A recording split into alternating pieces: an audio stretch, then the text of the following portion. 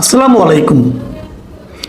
প্রিয় দর্শক, আপনারা কি খেয়াল করেছেন গত 2-3 দিনে রাজনীতির অঙ্গনে একটা পরিবর্তন যেন আমি দেখতে পাচ্ছি, এবং সেই পরিবর্তনটা হলো যে এনসিপিতে যাওয়ার জন্য, এনসিপির সঙ্গে মিলিত হওয়ার জন্য কিছু কিছু রাজনৈতিক ব্যক্তিত্বের একটা আকাঙ্ক্ষা, অথবা কিছু কিছু ব্যক্তিত্বকে রাজনীতিতে সম্পৃক্ত, তাদের রাজনীতিতে সম্পৃক্ত করার জন্য এনসিপির একটা চেষ্টা, এটা আমি লক্ষ্য করছি। এবং এটা এ কারণে দেখা যাচ্ছে যে আমাদের দেশে যে রাজনীতিগুলো আছে, আমাদের এখন দৃশ্যত এবং মাঠে খুব প্রকাশ্যে সক্রিয় দল হলো, আমি মনে করি বড় দলের মধ্যে 3টা। একটা হলো বিএনপি, একটা জামায়াতে ইসলামী, একটা এনসিপি। অন্য দলগুলিকে আমি ছোট দল হিসেবে বিবেচনা করি। গণ অধিকার পরিষদ ওটা হারিয়ে যাবে ধীরে ধীরে, কারণ ওর মূল 2 নেতাই দল ছোটমতো হয়ে গেছে, তাই না? আবার এবি পার্টি, তারাও কোনো নির্বাচনে একটা জোটের মধ্যে ছিল, কিন্তু তারা কোনো আসন না পাওয়াতে, যেহেতু এখন সংসদ কেন্দ্রিক রাজনীতি হয়ে গেছে, কাজে আলোচনায় তারা আবার থাকছে না। আওয়ামী লীগ বাংলাদেশের রাজনীতিতে প্রবলভাবে থাকলেও সরকারি নানা রকম পদক্ষেপের কারণে তারা এখন দৃশ্যত অনুপস্থিত, কিন্তু তারা আছে। তাদের রাজনীতি আলাপটা আমি পরে করছি, আমি আগে এই 3টা নিয়ে কথা বলি। এখন এই 3টার মধ্যে যদি কোনো রাজনৈতিক ব্যক্তিত্ব, যিনি মনে করেন বেশ পরিচিতি আছে এবং কোনো একটা সম্ভাবনা খুঁজছেন অথবা টিকে থাকতে চাইছেন, তারা কিন্তু একটা নতুন প্ল্যাটফর্ম খুঁজবেন, যে প্ল্যাটফর্মে গেলে তার ভবিষ্যৎ উজ্জ্বল হবে। এখানে কিন্তু এটা যেমন আছে, আবার বিপরীত দিকে এনসিপির মধ্যে থেকে একটা প্রবণতা কাজ করছে। তারাও কোনো কোনো রাজনৈতিক ব্যক্তিত্বকে তাদের দলে ভেড়ানোর চেষ্টা করছেন, যে ভেড়ানোর মাধ্যমে তারা তাদের দলকে আরো আলোচনায় নিয়ে আসতে পারেন। এরকম একটা আমি প্রবণতা গত কয়েকদিন ধরে দেখছি। এর মধ্যে সবচেয়ে যেটা বেশি আলোচিত নাম, সেটা হলো ব্যারিস্টার রুমিন ফারহানা। উনি বিএনপিতে ছিলেন, তারপরে বিএনপি থেকে নমিনেশন দেয়নি, এবং উনি বিএনপি নমিনেশন না দেওয়ার জন্য অপেক্ষাও করেননি। উনি নিজেই স্বতন্ত্রভাবে ইলেকশনে দাঁড়িয়ে গেছেন, এবং ওখানে জামাতের প্রার্থী ছিল, বিএনপির জোটের প্রার্থী ছিল, সবার সঙ্গে একা ফাইট করে স্বতন্ত্রভাবে উনি বিজয়ী হয়েছেন। বাংলাদেশে স্বতন্ত্রভাবে নির্বাচন করে কোনো নারীর জয় আমার যদ্দূর মনে পড়ে, এটা রুমিন ফারহানাই একমাত্র ব্যক্তি। তো যাই হোক, উনি বিজয়ী হয়েছেন, এবং উনি বাংলাদেশের খুবই একটা পরিচিত মুখ। বিভিন্ন মিডিয়াতে ওনাকে দেখা যায় সরব উপস্থিতি। আওয়ামী লীগ যখন বিএনপিকে একদম কর্নার করে রেখেছিল, তখনও সংসদে রুমিন ফারহানার আমরা সরব উপস্থিতি আমরা দেখতে পেয়েছি।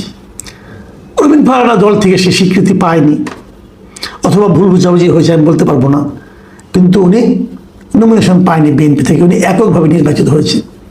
হয়তো অনেকে ভেবেছিল যে নির্বাচিত হতে পারলে হয়তো তাকে বিএনপি আবার ফেরত দেবে, কিন্তু সে ধরনের কোনো সম্ভাবনা দেখছি না। রুমিন ফারহানার দিক থেকে যে সে ধরনের কোনো প্রচেষ্টা ছিল না, সেটা আমি বলতে পারবো না, কারণ আমার কাছে দৃশ্যত মনে হয়েছে একটা প্রচেষ্টা ওনার ছিল। সেটা কীভাবে ছিল সেটাও বলি। আপনার মনে আছে নিশ্চয়ই আপনাদের, যে সংসদ সদস্য যেদিন শপথ হয়, সেদিন কিন্তু বিরোধী পক্ষের একটা দাবি ছিল যে সংবিধান সংস্কার পরিষদের সদস্য হিসেবে শপথ নিতে হবে। সেই সংবিধান সংস্কার পরিষদের সদস্য হিসেবে কিন্তু স্বতন্ত্র সদস্য হয়েও রুমিন ফারহানা শপথ নেননি, এবং এই না নিয়ে উনি বুঝিয়েছেন যে বিএনপি যেভাবে ভাবছে, ওনার ভাবনার সঙ্গে বিএনপির ভাবনা মিল আছে। আমি ওটা দেখে প্রাথমিকভাবে মনে করেছিলাম হয়তো বিএনপি তাকে আবার নিয়ে নেবে, কিন্তু বিএনপি তা করেননি। আমি যতটুকু জেনেছি যে রুমিন ফারহানার সঙ্গে এনসিপির একটা যোগাযোগ চলছে, এটা কোন পক্ষ থেকে চলছে তা বলতে পারবো না, তবে এনসিপির একজন নেতা তো প্রকাশ্যে আমার কাছে এটা স্বীকারও করেছেন যে রুমিন ফারহানার সঙ্গে তাদের একটা যোগাযোগ হচ্ছে। এখন আপনি হাইপোথেটিক্যালি ধরেন যদি রুমিন ফারহানা এনসিপিতে যোগ দেন, তাহলে কিন্তু এনসিপির অবস্থানটা একটু পোক্ত হবে।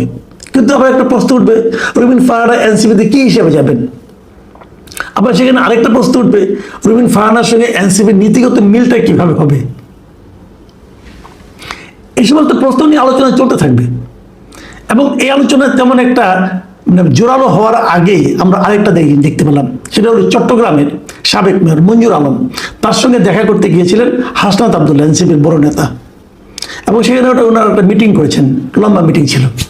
সেই মিটিংয়ের পর হাসনাত আবদুল্লাহকে সেখানে হেনস্থা হতে হয়েছিল অন্ততপক্ষে যুবদল, ছাত্রদলের কিছু ছেলেদের কাছে।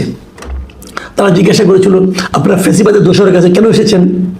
কিন্তু তাদের এই যে বিক্ষোভ করা, প্রশ্ন করা, হইচই করা, এটা আসলে আমি মনে করি ভিত্তিহীন এই কারণে মঞ্জুর আলম তো বেসিক্যালি ফ্যাসিবাদের দোষর ছিল অনেক, 2009 সালের পর থেকে সে আওয়ামী লীগের সক্রিয় কোনো অবস্থানে ছিল না।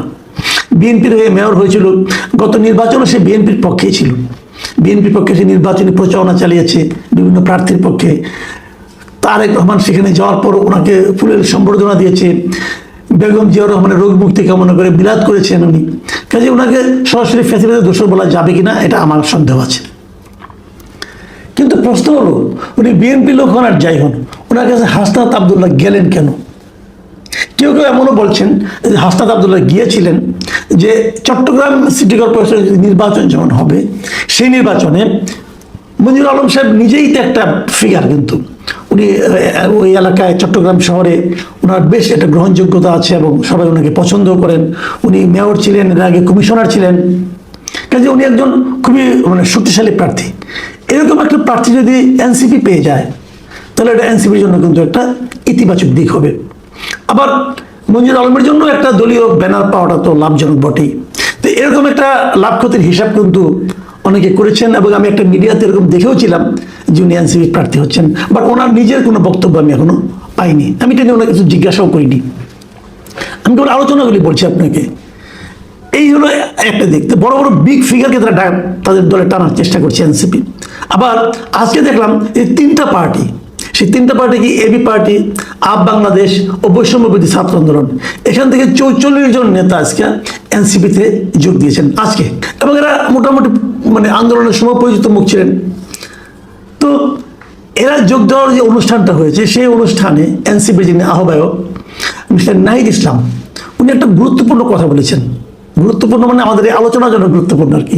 তিনি বলেছেন যে ছাত্রদল হোক, ছাত্র শিবির হোক, ছাত্র অধিকার পরিষদ, এমনকি ছাত্র লীগ হোক, আমি রিপিট করছি, এমনকি ছাত্র লীগ হোক, তার সাবেক পরিচয় আমাদের কাছে মুখ্য নয়। তারা যদি কোনো ফ্যাসিবাদের অংশগ্রহণকারী না হয়, গণহত্যায় অংশগ্রহণকারী না হয়, গণহত্যাকে সমর্থন না করে থাকে, চাঁদাবাজ দুর্নীতির অভিযোগে অভিযুক্ত না হয়, সন্ত্রাসী না হয়, তাহলে ওনারা তাদেরকে তাদের দলে নিয়ে নেবেন। এই ছিল মূল বক্তব্যটা। এখানে কিন্তু খুব ইন্টারেস্টিং একটা পয়েন্ট হলো, ছাত্রলীগ হলেও তাদের কোনো আপত্তি নেই। এই জায়গাটাতে কিন্তু একটা বড় ইঙ্গিত আমি দেখতে পাচ্ছি। এমনকি আওয়ামী লীগ হতে পারে, কোনো সমস্যা তো নাই। তার মধ্যে চাঁদাবাজির, গণহত্যার, দুর্নীতির অথবা ফ্যাসিবাদের দোষর হওয়ার যদি অভিযোগ না থাকে তাহলে হতে পারে।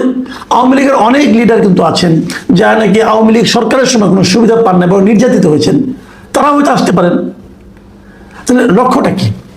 লক্ষ্যটা হলো এনসিপি তার দলকে বড় করতে যাচ্ছে, এবং সেই বড় করার পদ্ধতি হলো যে অন্য অন্য দল থেকে লোকজনকে ভাগিয়ে নিয়ে এসে তার দলে ঢোকাতে যাচ্ছে। আবার বিপরীত দিকে অনেক লোক আছেন যারা রাজনীতি করতে চান কিন্তু কোনো প্ল্যাটফর্ম পাচ্ছেন না, একা একা কীভাবে থাকবেন, তারাও এনসিপিতে আসতে যাচ্ছেন। দেখুন, এটা হওয়াটা অস্বাভাবিক কিছু না, কিন্তু যে প্রক্রিয়ায় এই কাজগুলি ঘটছে সেটা নিয়ে আমার একটু প্রশ্ন আছে, আমার একটা অবজারভেশন আছে। সেটা হলো, আমার কথা হলো সবাই এনসিপিতে আসতে যাচ্ছে কি মধুর আশায়। এনসিপিতে কি মধু আছে? মধুটা কোথায়? এই বিষয়টা আমি একটু বোঝার চেষ্টা করতেছি যে এখানেই কেন এনসিপিতে এখন কোনো সরকারি দল না, কিন্তু এনসিপি সংসদে থাকা একটা দল, যে দলের 6 জন সদস্য সংসদে আছে, একজন মহিলা সদস্য তারা পাবেন, তাহলে 7 জন হয়ে যাবে।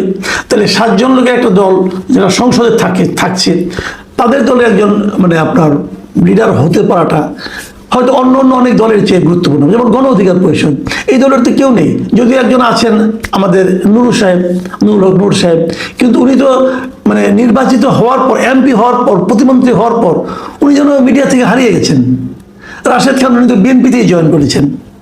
তো এই দল কিন্তু ধীরে ধীরে বিলুপ্ত হয়ে যাবে আমার ধারণা। এটা তো 2 ম্যান পার্টি ছিল এতদিন, সেখান থেকে অনেকে চলে আসতে পারেন। এগুলো হবে। এবি পার্টি ধীরে ধীরে কী হবে আমি জানি না। এবি পার্টি 2 জন বড় নেতা আছেন যাদেরকে মিডিয়াতে আমরা দেখতে পাই। তো তারপরেও আমি মনে করি যে এনসিপি ওইভাবে তুলনা করলে একটু বেটার পজিশনে আছেন। কিন্তু আরেকটা প্রশ্ন আমার আছে, এই যে এবি পার্টি অথবা আপ বাংলাদেশ, এই যে পার্টিগুলো লোক এনসিপিতে জয়েন করলো, এবি পার্টি এবং আপ বাংলাদেশ সম্পর্কে কিন্তু একটা প্রচারিত একটা ধারণা ছিল যেগুলো জামাতেরই বি অথবা সি টিম, এরকম একটা টিম ছিল। এবং এনসিপি যখন জামাতের সঙ্গে মিলে ইলেকশন করলো তখন সবাই এটাও বললো যে আসলে মূল বি টিম হচ্ছে এনসিপি। তো এরা যদি সি ডি এরা যদি এসে বি এর সঙ্গে মিলিত হয়, এতে কিন্তু অবাক হওয়ার কিছু নাই। হয়তো জামাত সিদ্ধান্ত নিয়েছে এত উইং আর রাখবো না, মূল উইং একটাই থাকবে।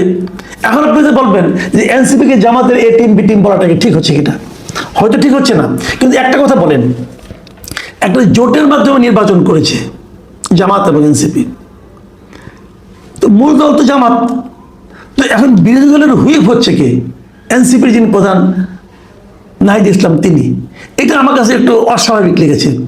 জামাত তো তার দল থেকে কাউকে হুইপ বানাবে, কারণ যখন এনসিপি থেকে একজন হুইপ হয়ে যাচ্ছে, চিফ বিরোধী দলীয় হুইপ হচ্ছেন, বিরোধী দলীয় চিফ হুইপ হচ্ছেন নাহিদ ইসলাম, তাহলে কি হচ্ছে যে সংসদে যে সিদ্ধান্তগুলো জামাত নেবে এনসিপি তার সঙ্গেই থাকবে, কারণ পুরো বিরোধী দলের চিফ হুইপ তো নাহিদ ইসলাম। কাজেই ওখানে জামাত এবং এনসিপির কিন্তু মতবিরোধের কোনো সুযোগ থাকছে না। কিন্তু তাহলে এনসিপি যে একটা আলাদা রাজনৈতিক দল, সেই বৈশিষ্ট্য কিন্তু আর থাকছে না।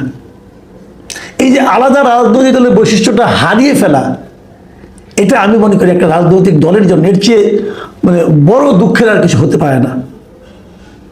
তো এভাবে মানে জামাতে ইসলামের একটা অঙ্গ দল হিসাবে অথবা বি পার্টি হিসাবে জামাত ইসলামের বি টিম হিসেবে থাকতে পারাটা একটা দলের জন্য কতটুকু সম্মানজনক আমি জানি না।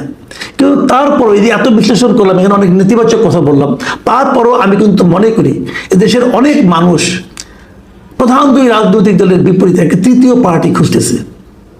এবং আগামী নির্বাচন পর্যন্ত আওয়ামী লীগের কী হবে আমি জানি না। আমি ধারণা করি এই যে হয়তো আগামী নির্বাচনের আগে আওয়ামী লীগ তার রাজনৈতিক অধিকার ফেরত পাবে। যদি তেমনটি হয় তাহলে কিন্তু এবি টিম আবারও সে বিএনপি আর আওয়ামী লীগ হয়ে যাবে, জামাত তখন 3 নম্বর দল হবে। কিন্তু জামাত দলটার একটা সমস্যা হলো ওটা তো হুটহাট জয়েন করা যায় না, ওখানে একটা ধারাবাহিকতা, ওটা একটা ক্যাডার পার্টির মতো নিচে থেকে ধীরে ধীরে ধীরে ধীরে উঠতে হয়। সেটা একটু জটিল, চট করে বড় হওয়াটা একটু জটিল। এবার জামাত যে ভোটটা পেয়েছে সেটা দেখি বিভ্রান্ত হওয়ার কোনো সুযোগ নেই। যদি আওয়ামী লীগ ফিল্ডে চলে আসে তাহলে জামাতের এই ভোট থাকবে বলে আমি মনে করি না। সেক্ষেত্রে আমি মনে করি যে যারা নাকি এরকম নেতৃত্বের দিকে দ্রুত যেতে চান তাদের জন্য এনসিপি একটা ভালো অপশন সম্ভবত। কিন্তু সেক্ষেত্রে এনসিপির জন্য যেটা করণীয় সেটা হলো কারো বি টিম হয়ে যদি আপনারা থাকেন, আপনাদের নিজস্ব স্বকীয়তায় উজ্জ্বল হতে না পারেন, নিজস্ব একটা রাজনীতি যদি জনগণের সামনে আপনারা উপস্থাপন করতে না পারেন, তাহলে কিন্তু হবে না। এখন নিজস্ব রাজনীতি আপনি কীভাবে উপস্থাপন করবেন? আপনারা বলছেন যারা চাঁদাবাজি করেছে, যারা দুর্নীতি করেছে তারা যেন তাদের দলে না আসে। তো সেরকম ঘটনা তো আপনার দলের মধ্যেও আছে, আপনি দলের অনেক শীর্ষ নেতার বিরুদ্ধে অভিযোগগুলি আছে, সেই অভিযোগগুলো আপনি কীভাবে দূর করবেন? আমি চাই ব্যক্তিগতভাবে যে এনসিপি একটা নতুন দল হিসাবে, ইমার্জিং পলিটিক্যাল পার্টি হিসেবে এগিয়ে আসুক। এবং সেটা করার ক্ষেত্রে আমি যে আলোচনাগুলি করলাম এগুলি আমি বিভিন্ন সম্ভাবনা এবং সমস্যা প্রতিবন্ধকতা এগুলো তুলে ধরলাম। এগুলিকে মাথায় রেখে যদি এনসিপির নেতৃত্ব অগ্রসর হয়, আমি মনে করি সামনে হয়তো আমরা একটা বিকল্প রাজনৈতিক দল পেতে পারবো।